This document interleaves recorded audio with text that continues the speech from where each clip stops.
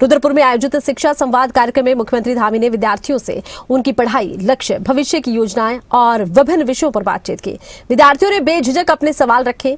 मुख्यमंत्री से सफलता, संघर्ष और जीवन के लक्ष्य को लेकर संवाद किया। मुख्यमंत्री ने छात्रों को सिर्फ परीक्षा और अंकों तक सीमित न रहने बल्कि जीवन में बड़ा सोचने और अपने लक्ष्य के लिए निरंतर मेहनत करने का संदेश दिया। कि हमारा उत्तराखंड जैसे कि पता है, ग्रीनरी है सब जगह और everything is based on agriculture, तो हमें उस चीज़ का बहुत ज़्यादा ध्यान रखना चाहिए। कितना मतलब जैसे हम इंफ्रास्ट्रक्चर भी कर रहे हैं, इवन वो हमारे बेनिफिट के लिए है, बट हम भूल जाते हैं कि उससे होने वाले कितने नेगेटिव इफ़ेक्ट्स पड़ते हैं, है ना। हमारी लैंड डिग्रेडेशन हो रहा है इतना ज़्यादा, और एग्रीकल्चर की वजह से वाटर कंजर्वेशन की जो वाटर लेवल है वो गिर रही है। कहीं कहीं जगह पानी नहीं आ पाता है, एंड ये सब चीज़ें हैं। और लैंडस्लाइड्स का इतना खतरा रहता है बारिश एंड मानसून के टाइम को, तो इन सब चीज़ों के ऊपर मैंने लिखा था, डेटा कलेक्ट किया था। आपकी चिंता बहुत अच्छी है, और इस समय में जो हमारे पूरी वर्ल्ड के सामने एक बड़ा चैलेंज है, ग्लोबल वार्मिंग।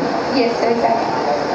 और आपने जो ऐसे में लिखा है बहुत ही सुंदर, और जो बोला है वो उससे भी सुंदर है, क्योंकि लिखना और बोलना दोनों चीज़ें अलग अलग होती हैं। आपने जो सोचा है वो लिखा भी है और बोला भी है, तो एक तो इसलिए मैं आपको बहुत बधाई देता हूँ, आपको बहुत शुभकामनाएं मेरी।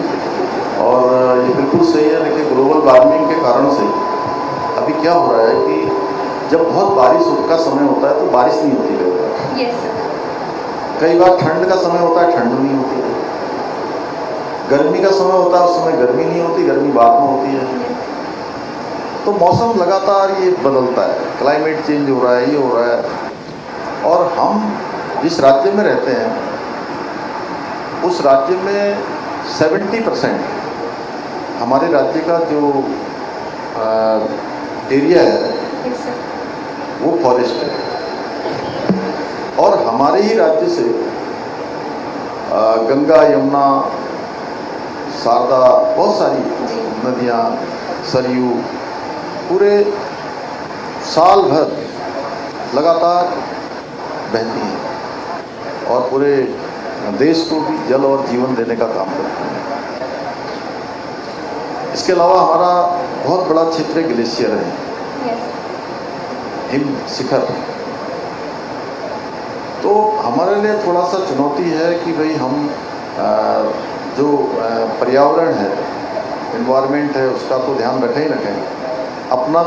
अपने राज्य के साथ साथ हम पूरे भूमंडल का कहीं ना कहीं हमारी जिम्मेदारी बनती है। इसलिए हमने यहाँ पर एक काम किया है।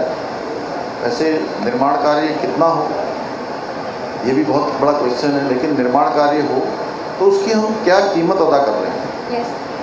ग्रॉस इन्वायरमेंट प्रोडक्ट, ये हमारे राज्य में सबसे पहले, पूरे हिंदुस्तान में सबसे पहले यहाँ हमने लागू किया है। इन्हीं सबको किसी का मेजरमेंट करने के लिए। और जो डेवलपमेंट का मॉडल है, डेवलपमेंट का मॉडल हम, चूँकि डेवलपमेंट होना भी ज़रूरी है। अगर सड़कें नहीं बनेंगी, स्कूल नहीं बनेंगे, अस्पताल नहीं बनेंगे, या जो भी हमारा ज़रूरी निर्माण कार्य है, अगर वो नहीं होगा तो वो भी हमारे लिए ठीक नहीं होगा। तो इसलिए डेवलपमेट, इकोलॉजी, जिसके बारे में आपने लिखा है, यस सर, और इकोनॉमी, और फिर साथ में टेक्नोलॉजी, तीनों को एक साथ मिलाते हुए इस मॉडल पर हम लोग काम कर रहे हैं। जी, थैंक यू सर। बहुत अच्छा, लेकिन बहुत अच्छा क्वेश्चन है।